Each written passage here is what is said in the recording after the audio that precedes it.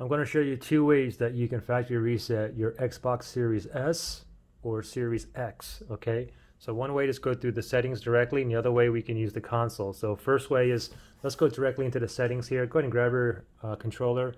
You can press on the Xbox here, and we're going to go directly down to settings right here, and then we're going to select that. And then from here, what you're going to do is you're going to go down to system, and then you're going to move over to the right where it says console info. Click on that, and then you want to go down one to reset console. Click on that.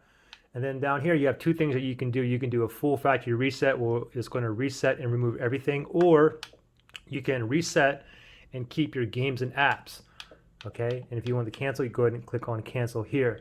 For a full factory reset, obviously it's going to be reset and remove everything. Okay, so the second way that you can perform a factory reset is using the console here. So first thing is go ahead and turn it off. You can press and hold the Xbox button here. Just keep holding until the light totally turns off. Okay, it's blinking. Just wait. Okay, it's totally off.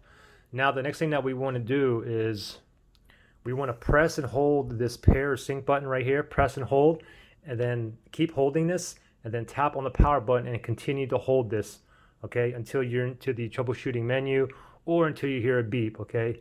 So we'll do it together. Press and hold the sync button right now. I'm holding it.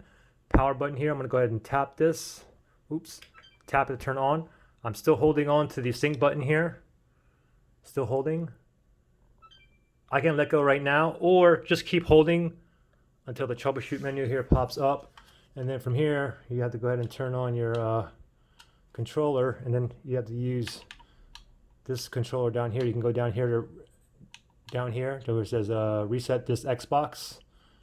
Click on that, and then same thing. You have two choices here, okay? You have keep games and apps, or you can remove everything, right? So pretty simple. Any questions or issues, just comment below, all right? Good luck, guys. Bye.